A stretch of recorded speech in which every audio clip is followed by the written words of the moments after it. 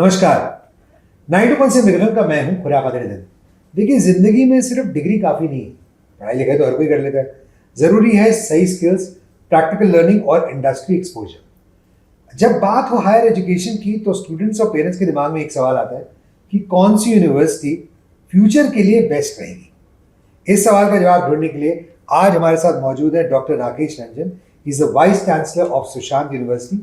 आज हम इनसे जानेंगे कि मॉडर्न यूनिवर्सिटी को फ्यूचर रेडी क्या बनाता है, स्टूडेंट्स को किस तरह की अपॉर्चुनिटीज मिलती हैं और आज के कॉम्पिटिटिव जमाने में सक्सेस के लिए क्या क्या जरूरी है। तो बहुत बहुत स्वागत है डॉक्टर राकेश रंजन। वैसे आपको स्वागत करना है, मैं तो आपको ऑफिस में। धन्यवाद Nitin and welcome to Sushant university. It's for अच्छी यूनिवर्सिटी, मजा आ गया। धन्यवाद आपका। मुझे लगता है आपको इसको कस्बे का नाम दे देना चाहिए, इतनी बड़ी है तो यहाँ पे रिक्शे चलवाइए, आप अंदर बस चलवाइए अपनी खुद। हाँ, लग रहा है कि हम लोग जी। और सबसे अच्छी बात है, जब आप कैंपस को घूमेंगे तो आप देखेंगे कि अरावली हमारे से सटा हुआ है। ये एक्सटेंशन ऑफ अरावली है। और जब आप पॉल्यूशन में सांस लिया करते हैं दिल्ली में, तो हम अच्छे से खुल के सांस लेते हैं इस कैंपस में। तो इसकी खासियत तो है ही है। आपके जिस प्रश्न पे आते हैं कि आज की ज़िंदगी में बच्चों को क्या चाहिए, यूनिवर्सिटी क्या प्रोवाइड कर रही है और कैसे फ्यूचर रेडी बनाएं। देखिए, हमारा तो प्रयास ये रहता है कि आज देखिए हर फील्ड में अनसर्टेनिटीज़ बहुत हैं। आज जो हम पढ़ा रहे हैं 4 साल के बाद वो जो पढ़ाई है वो कितना रेलेवेंट होगा ये हमें नहीं मालूम। तो हमारा जो उद्देश्य होता है बच्चों को इस तरह ट्रेन करने के लिए कि किसी तरह कभी भी कोई नई अगर चीज़ आती है उसको हैंडल कैसे करें। उसके लिए 2-3 चीज़ बहुत इम्पॉर्टेंट है जिस पे हम लोग ख़ास तौर से प्रयास करते हैं। एक, जो टेक्नोलॉजिकल डेवलपमेंट हो रहा है उसकी एक्सपोजर हम बच्चों को दें।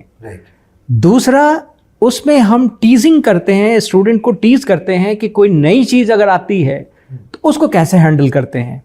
ये बहुत ज़रूरी है बच्चों को आज बताना कि लोग whatever you are seeing and whatever you are getting in the platter is not going to be forever. So जब भी नई मुसीबतें आए उसको कैसे हैंडल किए। सारी यूनिवर्सिटी अगर आप ध्यान से देखें तो वो पढ़ाती ये है कि कोई मशीन कैसे काम करता है। हमारा उद्देश्य ये होता है कि हम बताएं कि अगर मशीन खराब हो गया तो उसको ठीक कैसे करते हैं। क्या बात।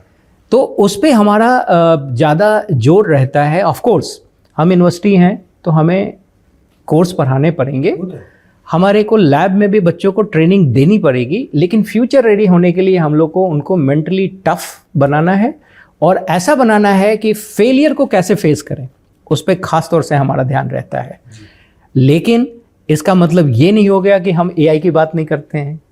इसका मतलब ये नहीं होता है कि रिसर्च एंड डेवलपमेंट की हम बात नहीं करते। इसका मतलब ये नहीं होता है कि हम बच्चों को एंटरप्रेन्योरशिप, जो आज के तारीख में जेनजी की बात करें तो सबसे ज़्यादा बच्चे आज के सोचते हैं कि हम कोई नया बिजनेस कैसे खड़ा करें।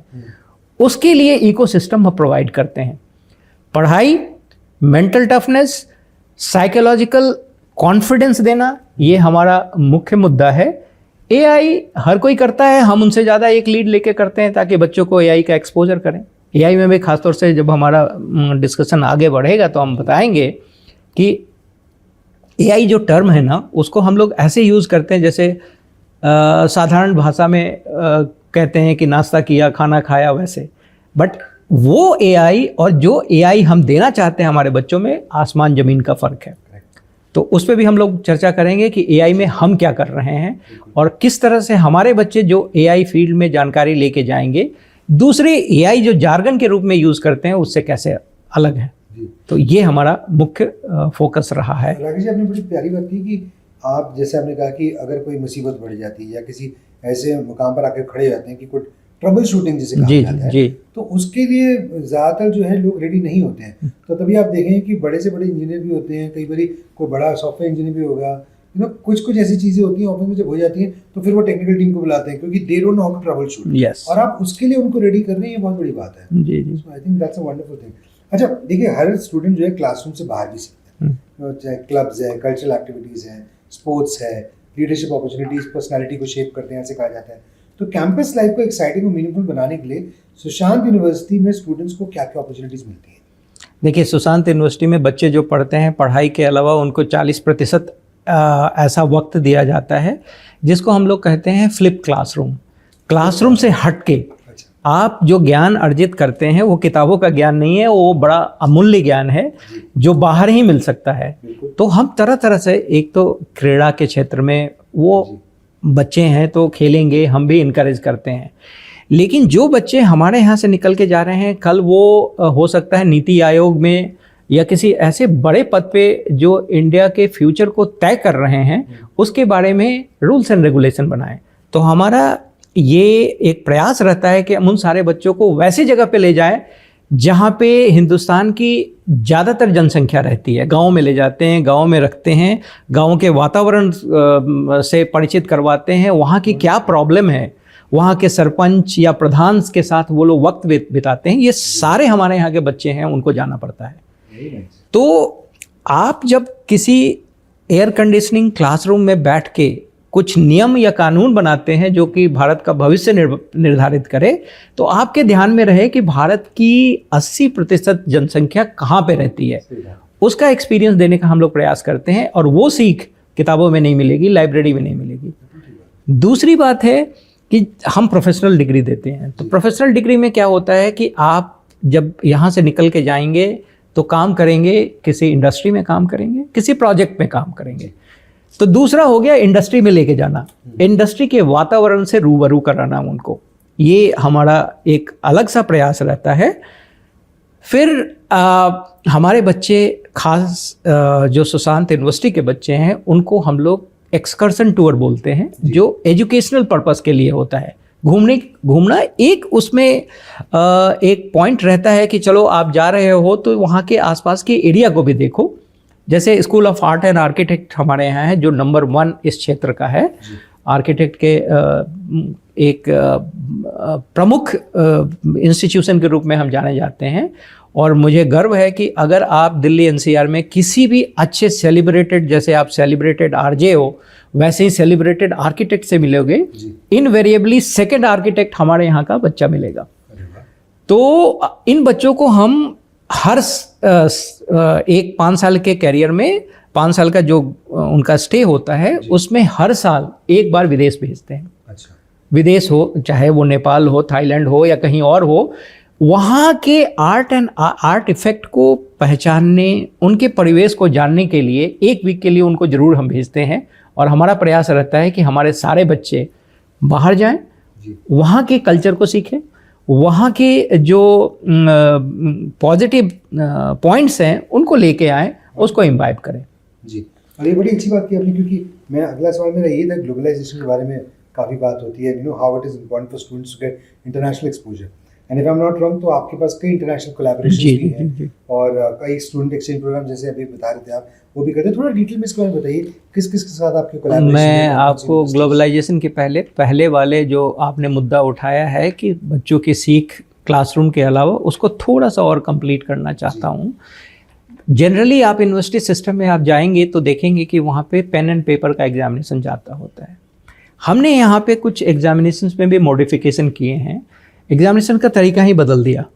आपको पेन एंड पेपर कुछ एक सब्जेक्ट में देने हैं, ज़्यादातर सब्जेक्ट नो, ऑनलाइन भी नहीं, आप सब्जेक्ट के ऊपर में हमने एक प्रोजेक्ट दिया, वो प्रोजेक्ट करो, चाहे वो क्लासरूम में पढ़ के करो या क्लासरूम के बाहर के करो, और उनका इवैल्यूएशन करते हैं बाहर से, इंडस्ट्री से बुलाए हुए एक्सपर्ट, जिनको जूरी बोलते हैं।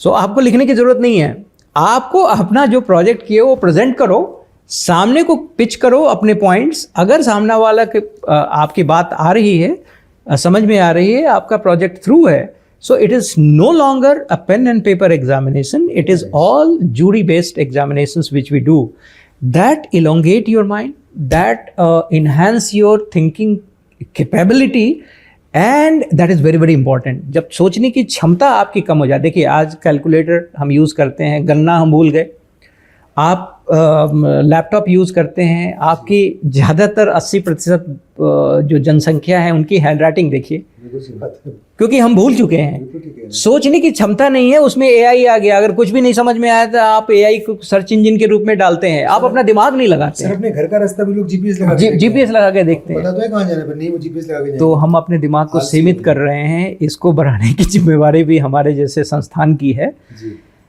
तो इस सारे क्षेत्रों में हम काम कर रहे हैं। अब आते हैं ग्लोबलाइजेशन में।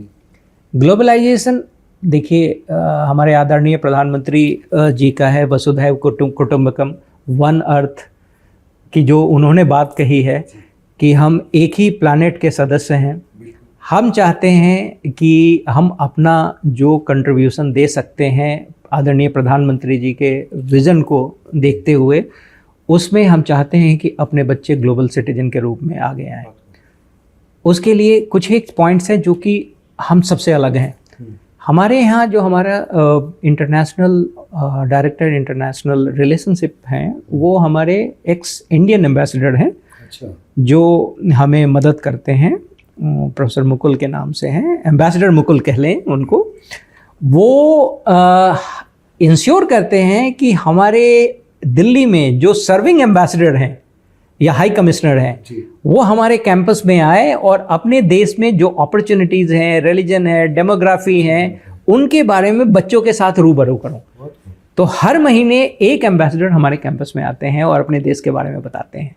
क्या बात है। और उनके साथ जो उनके एकेडमिक अटैची आते हैं, उनके साथ हम MOU भी साइन करते हैं। हमारे यहाँ तकरीबन 60 से 70 फंक्शनल इंटरनेशनल MOU हैं, चाहे वो US में हो, एसेक्स यूनिवर्सिटी हो, डोमस एकेडमी मिलान हो, किंग मोंकोट यूनिवर्सिटी थाईलैंड हो, वेटल फ्रांस हो, जो कि QS रैंकिंग 7th, ये अपने क्षेत्र में बहुत वर्ल्ड में एक नामी ऑर्गेनाइजेशन है।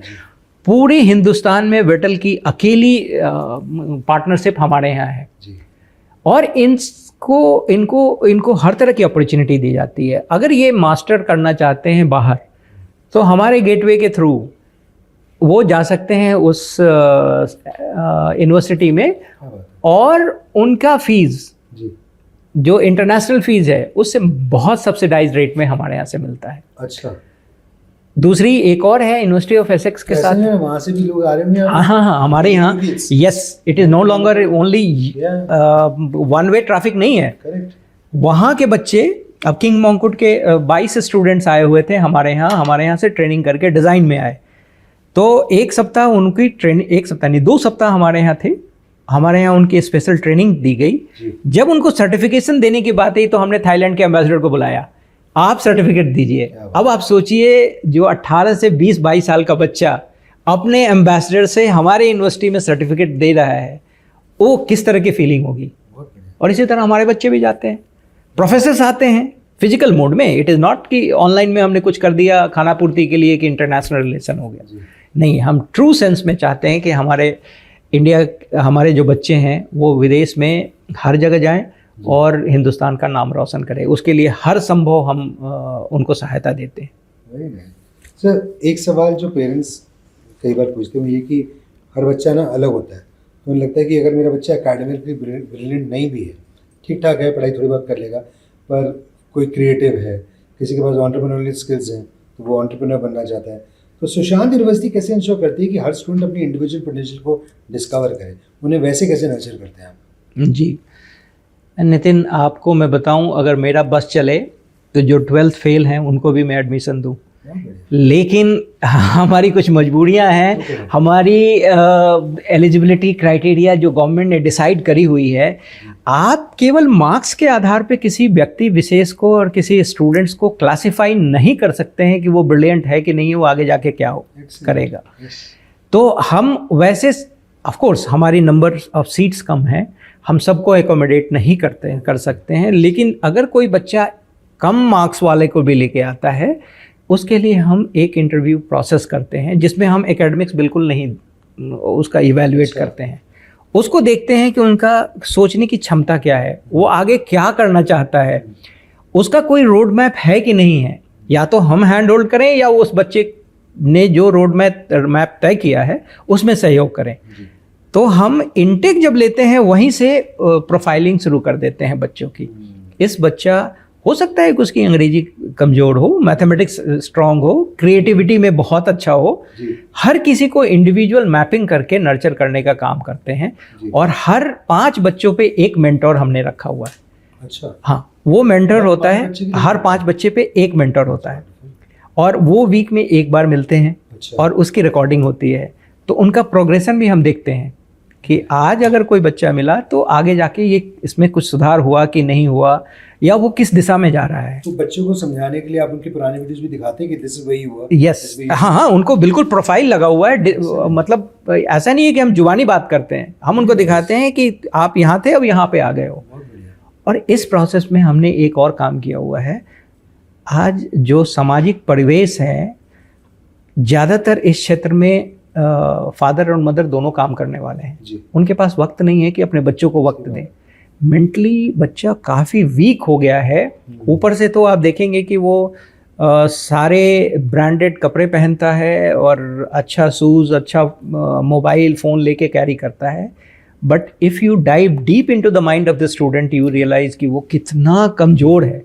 उसके लिए भी हम लोगों ने क्लिनिकल साइकोलॉजिस्ट रखा हुआ है। अच्छा। जो अगर हम लगता है कि किसी बच्चे को थोड़ा सा काउंसलिंग करने की ज़रूरत है, उनके पास भेजते हैं और सारा कॉन्फिडेंशियल रहता है। इवन डीन भी नहीं जानता है कि क्लिनिकल साइकोलॉजिस्ट और उस बच्चे के बारे में क्या बातें हुई, और वो एक ट्रस्ट देके हम उस बच्चों को आगे बढ़ाने की कोशिश करते हैं। जो बच्चा हमारे यहाँ से पास करके समाज में जाएगा, समाज निर्माण करने की भी जिम्मेवारी हमारी है। तो उस क्षेत्र में हम जो कर सकते हैं बन पड़ता करते हैं। हम कभी भी बच्चों को मार्क्स के आधार पे ब्रांड नहीं करते हैं।